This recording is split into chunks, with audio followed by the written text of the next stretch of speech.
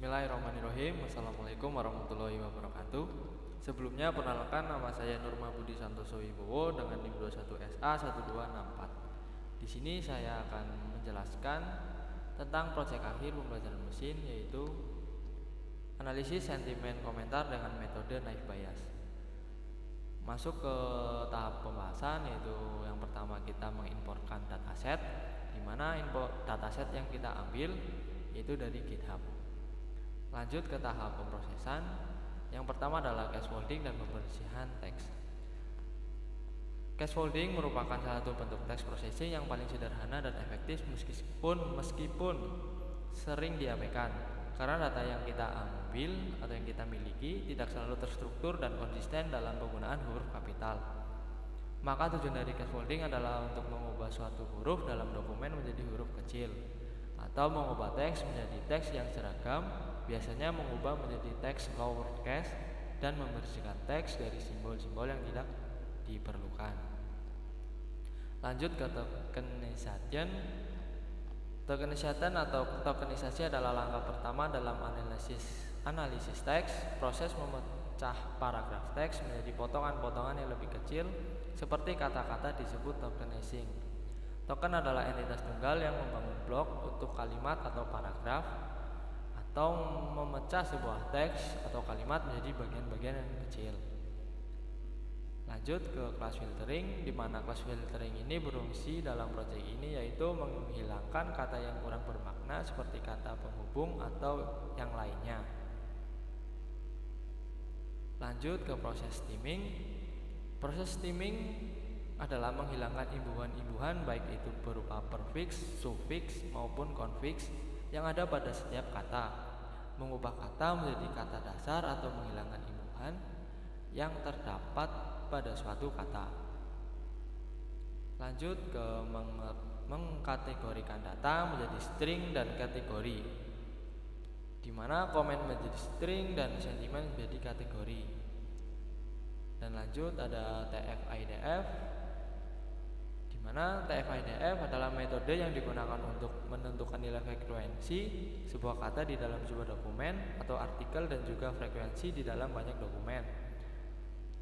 Untuk proyek ini, TF-IDF berfungsi untuk mengukur seberapa sering sebuah kata muncul yang dalam sebuah dataset atau dokumen. Lanjut ada lagi, yaitu proses splitting data.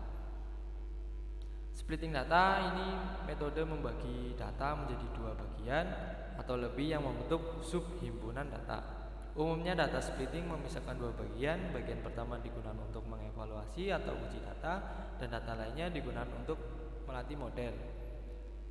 Atau secara singkatnya membagi dataset menjadi subset yang berbeda untuk pelatihan, training, dan pengujian testing. Dan berikut merupakan metode yang diimplementasikan ke dalam proyek ini, yaitu implementasi multinominal naive Bayes. Keuntungan algoritma naive Bayes adalah tingkat nilai error yang didapat lebih rendah ketika dataset berjumlah besar. Selain itu, akurasi naive Bayes dan kecepatannya lebih tinggi pada saat diaplikasikan ke dalam dataset yang jumlahnya lebih besar. Dalam konteks machine learning, accuracy, precision, recall, dan Evans score adalah metrik evaluasi yang digunakan untuk mengukur kinerja model klasifikasi. Ya, dari dataset yang sudah melalui pre-processing terus diimplementasikan ke dalam naive Bayes menghasilkan evaluasi, di mana true positifnya ada 38 dan false positifnya ada 6. True negatifnya ada 35 dan false negatifnya ada 1. Dan lagi kita mencoba secara manual project ini dengan mematikan atau mengcopy pastekan komentar dan masukkan ke sini, di mana di sini sudah terdapat komentar yang saya ambil dari Twitter. Dan melalui komentar ini diproses oleh mesin dimana ada case holding, token, dan stop word atau mengetikkan datanya. Lanjut, dan ini hasilnya, sentimen positif karena tidak ada kata-kata yang kotor. Dan ini mencoba dataset yang kita ambil dari dataset, diproses, kemudian muncul hasilnya.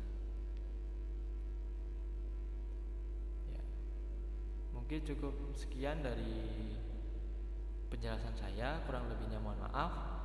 Wassalamualaikum warahmatullahi wabarakatuh.